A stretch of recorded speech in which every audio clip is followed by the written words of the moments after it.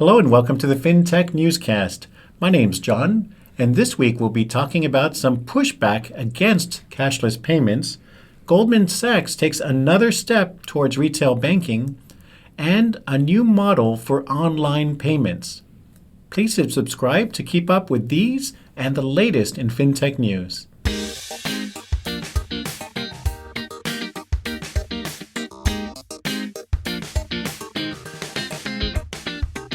All right, let's get going. With me this week is Steve. Hey, John. How's it going? Good. A lot of interesting stuff going on. The coronavirus is still spreading around the world. And Tesla has been taking off like a rocket. Yeah. Too bad for the short sellers, huh? Again, yeah. I saw they lost, was it $1.5 billion? $1.5 billion. Yeah, and apparently not a lot of it, but people people think that a lot of what's driving the price surge of Tesla is actually short sellers dumping their stock and just taking their losses. Well, yeah, they have to end up buying the shares at some point. Right. And I guess they were expecting a dive after their earnings announcements, which was not correct. Not correct, Yeah. No. A lot of, I saw there was some 10 or 15,000 new Robinhood accounts that had also driven up the price of Tesla as well. So a lot of millennials, they see that. Amazing. They said, not my words, Right. But younger people were really excited to jump in on the Tesla bandwagon. That's pretty awesome. I actually just had lunch today with a former intern, and he has a Tesla. And it's like, wow, you went from an intern to a Tesla. Good for you. Yeah. This is very Silicon Valley intern, I guess. I know, yeah. That was his bonus, Yeah, actually. Have a great time in the fall, back to school. Yep. A scary thing I saw actually was the New York Fed came out with this research saying that a cyber attack on one of the large top 5 banks in the U.S. Could bring down up to a third of the payment system, of the whole payment system. You have to stop with the cashless stuff and just go into cash payments.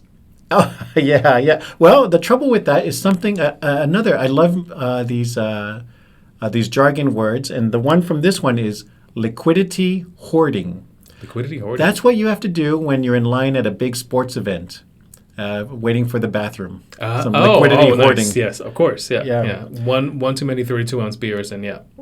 Yeah. Well, this is what happens. So when there is some cyber attack or some crisis, all the large money centers will keep their funds, keep their liquid assets close to them, and they said that makes the problem much worse. This is what would drive the impact of a large cyber attack. So it's basically the opposite of a run on a bank. It's the money. The institutions and the system would start to pull back, hoarding the kind liquidity. of like the loss of liquidity during the financial crisis, Right. But just from a different source.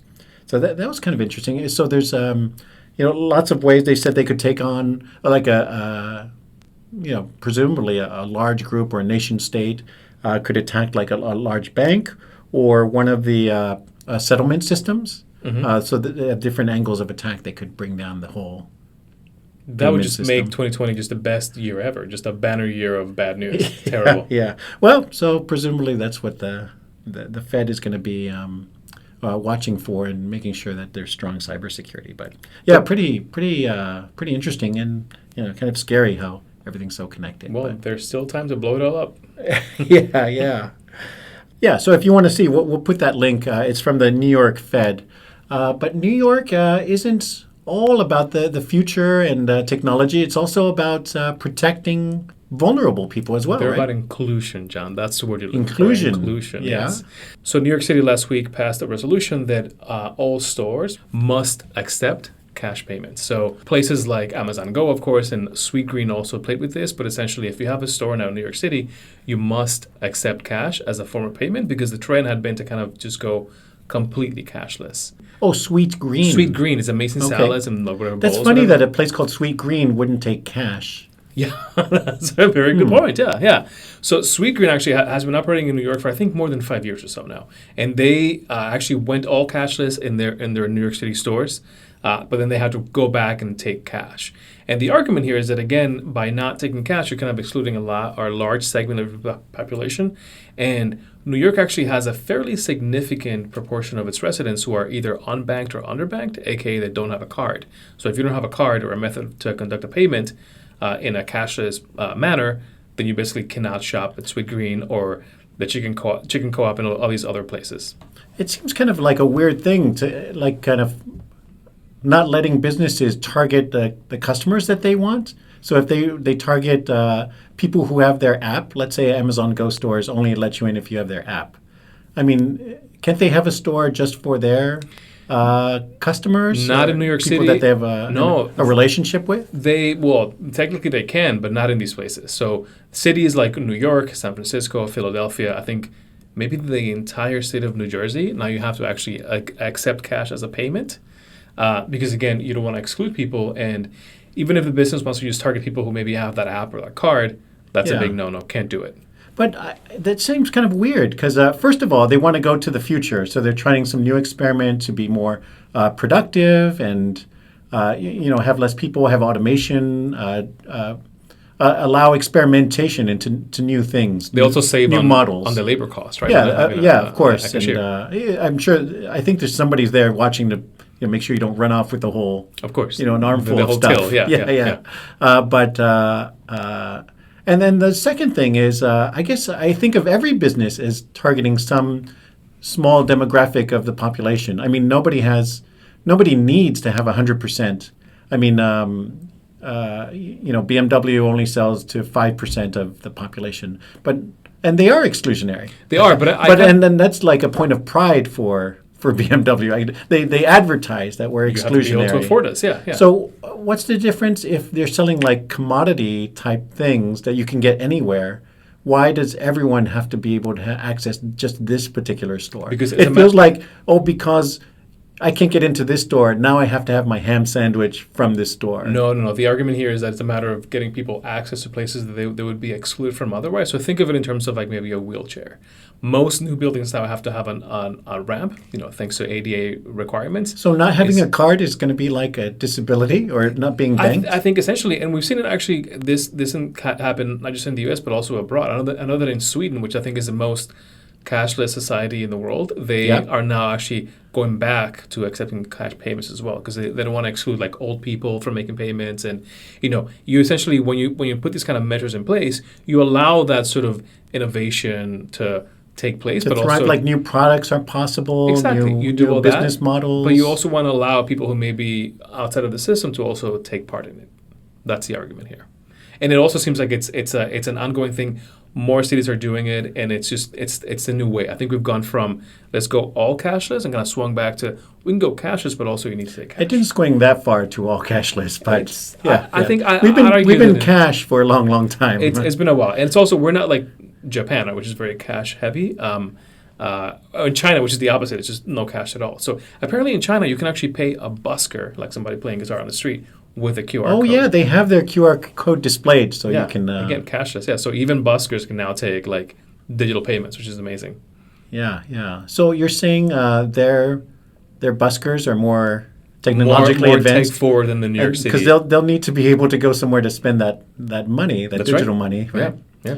Huh. Well, yeah. It seems kind of holding people back from the future. If you wanted to, like I said, experiment. I mean, I guess if there was some problem, like, people couldn't find anywhere to eat because no one would take your money. Which could happen. That would be a thing, right? I mean, if this goes from, say, sweet So, green... it's preventing some dystopian-ish future where someone has cash in their hand and they literally can't buy. They cannot spend it anywhere. What they need. Yeah, it's basically... You also, you worry about things like hacking as well. And, if you have your salad joint, your coffee shop, and then eventually your bodega taking only cashless payments, like eventually you'll be unable to buy anything for yourself. So the argument is that we have to put in safeguards for the most vulnerable members of our society. And this is a way for them to say, hey, companies, this is great, but also at least have a method of payment for non-digital people. Non-digital people. Yeah. Those analog people. Yes. Should have a way. I guess. I guess I see some kind of a backward looking, not letting future business models develop and a business to target the customers that they want to target, like every business does. It's kind of tough. But I could see it be a problem if it became like 80% of the stores or something like that. Exactly, yeah. That would really be a problem. Yep. Yeah, that's just what it is. Yeah, so the Amazon Go stores will will get away from being more automated. But I just saw a really interesting thing for Amazon, the website. They offer loans to small businesses that are selling stuff on their website. They've been doing that with Bank of America. And so you think, okay, great. This is an opportunity for a little fintech to partner up with Amazon to do all kinds of sophisticated lending to those thousands of small Machine businesses learning, on AI, big data, all this stuff. Yeah, yeah, sure. yeah. This is a fintech dream. Yeah. Right? Partner up with Amazon of all people. Right? But But the bank that got to partner with Amazon is Goldman Sachs. the bank of the people. Yes, exactly. That Main Street bank, Goldman Sachs. So I guess Amazon has decided to play it safe with a large, established, obviously, bank. And Goldman Sachs has proven itself, I have to say, that to be pretty hungry to go after its new retail strategy. They want to grow that Go to the business, online yeah. bank only. Right. They're releasing their app. They have $2 billion of loans so far through the Apple Card. I think more by now, but yeah. Yeah. That was as of year end. And they're offering checking accounts now. That's starting to become a new thing. And the CEO, David Solomon, has said that they're going to be a banking as a service provider across the board. So the last thing you want to hear as a fintech of whatever size is that Goldman Sachs agrees with you that this is a great business to be in. Yeah. And David Solomon is jumping Goldman Sachs and getting these plum deals that any size fintech would love to have. A deal with Apple. Well, just a deal with the Amazon. scale, right? Just the scale of what Amazon can bring to you. Yeah. And Goldman has been aggressive because they don't have a lot of experience on the retail side. They've never had like the credit card thing. They had to buy. They didn't hire enough people to do collections, and they kind of messed that up a little bit. Yep. And also with the credit card lines, and you can see kind of. That they don't have that compliance and long history of doing these things and avoiding problems. That's pretty awesome. I just read recently that Goldman Sachs has a higher revenue number per employee than Google. So they have a smaller footprint, fewer people, and make less money, but more per employee. Well, that's probably going down the past few years. I think it's fees, right? The investment banking would create huge amounts of revenue. It's the IPO. But now as you go towards a retail... smaller footprint, smaller retail, individual customers, individual transactions. Tiny margins. There'll be, tiny margins, but for larger volumes. Yep. Yeah, I would expect that number to keep going down. Not the partner bonuses, but the worker salaries. Although I actually did hear, speaking of bonuses, that apparently Chase, this is for all my friends at Chase is lowering the forecast for the bonus and the salary increases this year, despite having a record-breaking quarter last year. That has to be disappointing. What's the correlation there? It seems like it's negative. We need more profit. Yeah. We have all this cash. We can just give it to you. And the CEO did his...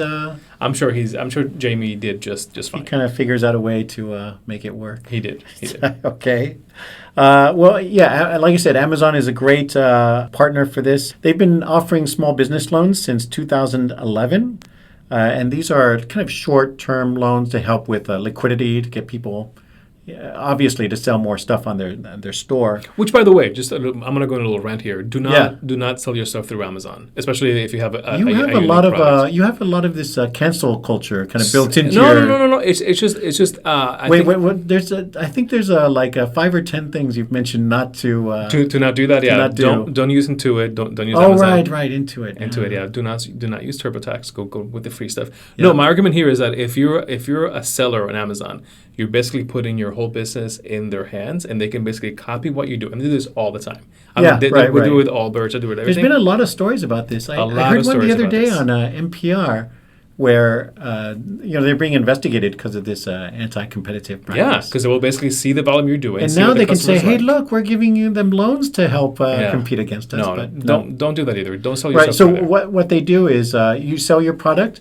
They basically use you as a test market. If you're doing well, then they know that product will do well. You've taken the risk. And then they'll copy that same product as an Amazon Essentials kind of product. And make it cheaper. Like power cables and any small, usually things that can be made quickly and commoditized. Yep.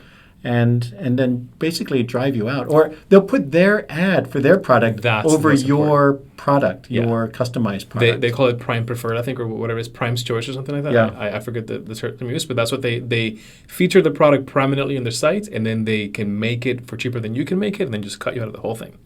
Yeah. Welcome to Amazon. Great Welcome to business. Amazon. Well, yeah. And then now they're together with Goldman Sachs. So Goldman Sachs, like I said, they have $2 billion and growing from the Apple Card. And there's some concern, and along with this deal now, that they're coming in late into an economic cycle, and they're taking all these risks right when the economy might start turning down the other way. Now, there haven't been a lot of indications of the economy not doing great. It's been 3 years of It's been this. a very long expansion. Yeah. So people are kind of taking a sideways glance at, what are you doing here? You're growing all this retail stuff, finance risk. Maybe when the economy can be turning in the next year or two, something like that. So that's one of the things. They're going to kick out Bank of America, replace them as the small business lender. Yeah, and those selling partners that Amazon have actually sell more through Amazon than Amazon does itself now. Oh, that's amazing. Yeah. That's counterintuitive. So it's like kind of like the Amazon and Associates. Yeah. .com. It's a good model. Yeah. So For Amazon. it's a marketplace. Yeah. Which Amazon would argue against, because then they would invite that anti-competitive stuff we were talking about. Yeah. They say they're a store. Anyways, so Goldman Sachs keeps coming into our world of fintech, and they're a tough competitor. They've been making these deals and offering good terms to these large companies. Hopefully, they don't eat up all of fintech and let other people test the ideas while they profit. From West Street to Main Street. There is a good idea that I saw about online payments. So this company, Phoenix, just got $35 million in this Series B round. Mm-hmm. And they got great names. I love to see when these companies, it's like graduating from Yale and Harvard and then going to MIT. Right. You're going to get, you have Sequoia Capital, you have... Sequoia Capital? Sequoia, yeah. Did I say it funny? You said Sequoia. Sequoia. It's all the alcohol for lunch I had. People like Visa, and of course they're into the payments world. Yep. You might jump in here later. And Bain Capital Ventures. And it's kind of like... Mitt Romney's people, right? Is that the Bain Capital, Bain, right? Yeah. It's not spelled BANE as you would think, but BAIN. Capital Ventures, but they've also invested in this company, Phoenix. So, I would love to have these names, and then you walk in somewhere and it's like, well, we're backed by Sequoia, and it kind of opens doors, just like an Ivy League degree. I got Visa, doors. I got Sequoia, I got Bain Capital, I got Mitt Romney's money, I got everything. I'm the real deal. I'm the real deal, baby. Yeah. And in this case, this company is trying to do something or grow out an area that it's kind of just developing. The way they describe it is it's kind of like the way cloud computing started. Mm-hmm. So at the very beginning, if you wanted to offer anything on the internet, you had to buy your own servers, buy your own software, configure everything, set up everything from soup to nuts, all on your own. And then there was companies that came along that kind of did that for you. The Stripes, the Shopifys of the world, and all that. Yeah. Yes, exactly. Stripe, Square, and all that. And they would take some of your interchange, some of your credit card money along with them, a good chunk of it. Sure. So that you didn't really see that. But it was a good way to get started. So, if you want to jump on and get your business going quickly, this is a great way to go. But as you get bigger, maybe you're not big enough to have to, and you don't want to have all the engineering focus on your payments infrastructure and creating server farms and all that. But you don't want to give up all that fee money that you're giving away to Stripe, and that's driving their... and you can see how much fee money that Stripe and Square are getting in their valuations. Stripe is valued at around $25 billion. They had a $250 million funding round in September of 2019. That's a massive number, Jesus Christ. A little $250 million funding. Yeah. That valued them at $35 billion. And Square is at around $33 billion. And they're public, of course. Yeah, Square is public, right, and Stripe is still a private company. Right. And so obviously there's a lot of money to be made here that you're giving away. You're giving to these companies to pump up those valuations. So now there's a third way. And this is kind of the way they describe it is kind of like the Amazon Web Services, which offers the infrastructure but doesn't get into pricing the way you price your product or taking a piece of your action. So they basically just give you the tools for you to do this, but they don't charge you for the privilege of being on their network. Just here's the tools. Right. So they provide the infrastructure. And then you get to keep more of that interchange money, the credit card processing, the payment processing money. That can be part of your business, and you can get going with the Finix. So this is basically a cloud payments platform. Yeah, it sounds like, yeah. Nice. So they offer all the tools, and then you can get running and kind of mix and match and build. And off you go. Whatever fits you. Kind of, like we said, like Amazon Web Services. So you think that, well, why is this such a big deal? But actually, the payments market is around $2 trillion, which is way bigger than the software market. Is that the which payments is around market? $500 billion of software, but $2 trillion of revenue in the payments world. Revenue, not volume. Going through No, volume would be insane. Insane, yeah. Quintillions or something. Yeah. Well, not quite quintillions. Every step along the path, right? Sure. So it's a huge market, and so Finix probably won't be the only ones to jump in here. But they are the early movers, it seems like, and they also and have there's a lot of ways you can backers. expand this kind of business too, right? Besides offering their services, but creating being the platform. I'm sure that's part of their deck. If you want to send us your investor deck, please feel free. Anyone at We welcome Finix. all pitch decks. Yeah. Absolutely. Yeah, Send it our way. those are always fun. I like the ones that are very graphic. So have good graphics. I love the ones from SoftBank from like three months ago. There was just like random numbers and horizons and beaches and shorelines and just unquantifiable things. I could read that all day. It's amazing. Yeah. If you have a couple graphic designers working on your investor pitch deck, that's Right. yeah. It's a good sign. It's pretty. Things will go well for you. It's very pretty, actually. Yeah, it is. Yeah.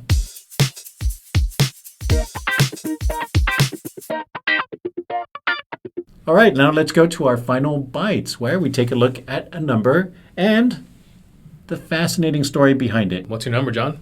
My number is greater than 10 million, so it's not an exact number. So it's 10 million plus. It's basically an infinite number because everything greater than 10 million to the. It's so abstract. It's just huge money. Yeah. Well, anyways, TradingView has more than 10 million traders using their investing tool. This is the largest, what they call a social trading platform. It's to do charts and to manage your trading activity. And they have partnered with Gemini. So Gemini, the Winklevoss cryptocurrency exchange, is now going to be connected, and you can buy and sell your cryptocurrencies through TradingView, which is a big deal because, like I said, TradingView is very popular. It's amazing, yeah. It has a lot of tools. It's basically a platform because you can plug in tools and APIs to customize, and there's so many different ways you can use it. So this is another, like we said, another little step along the path Crypto will become legit. Eventually, it will become legit. For crypto mainstream. Yeah. But this is a big one. If you're trading, it increases the potential for liquidity in crypto markets, which I would argue is not quite where it should be. It's not, for institutional investors and for a lot of reasons. Mm-hmm. So 10 million traders can now have a better way to trade crypto. Amazing. And a big win for the Winklevoss twins Those in their guys need a win. war against Zuckerberg. They do need a win, yeah. Yeah. I'm surprised they have a tweet saying, "Hey, can't wait to trade Libra." Yeah. I'm also surprised that we don't have a story about somebody else leaving the Libra consortium today, because it seems like it's happening basically every week. Well, when there's nobody left, I mean, there's no story. The room is empty. Although they do have a few job postings actually for Libra at Facebook still right now, which is also fascinating as of like last week. Yeah, well, we'll have to talk about why you're looking for a job outside of the FinTech newscast. We will discuss that offline, off mic. Yeah. Good number, thank you. My number is just sort of a rank, and I have a list here of the countries with the most cashless transactions in the world, and it's pretty interesting. Number one, who do you think is number one for the highest percentage of cashless transaction in the China. economy? No, actually, it's Canada. Well, the highest percent of what? Of transactions that are cashless. Oh, out of transactions. Yeah, it's Oh, actually okay. yeah. China is not even in the top 5 actually. As percent of overall transactions. Yeah. So retail transactions? All transactions, commercial, P2P, all of it. What's cashless? I would love to see business expenses go away from checks towards cashless. Who does checks nowadays? Oh, yeah. A lot of small businesses especially pay all their bills, well, a lot of their bills through checks. It's like a preferred tracking thing. We talked about this. Zelle will solve this issue for you pretty soon. Yeah, So yeah. I go really Zelle. want to see that. Yeah. Zelle will do that. But anyway, the top 5 countries are Canada, Sweden, which makes sense, the UK, France, which doesn't really strike me as a thing, but apparently it is. Who knew? France is a big cashless payment country. And the US is number 5. Okay. Yeah. And China is number 6. But, this... Oh, well, I thought you meant China was going to be way down. It's not way down, Okay. yeah. But what's shocking to me is that you think of China and Germany as having fundamentally different approaches to cash, but China is number 6, Germany number 8, which is much Germany's, higher than I thought, because it's a very cash-heavy, sort of like... Very tech forward kind of country, yeah. But still very much reliant on cash. Same with Japan, number 9 on the list. It's Unbelievable. more like a cultural preference Yeah. than a technology thing. Right. Right. So, yeah. So you know what we like to say here in America? We're number 5. We're number 5. All right. Thanks, Steve. That's it for this episode of the FinTech Newscast. Thanks for listening. And please hit subscribe to keep up with the latest in FinTech news. Bye, y'all.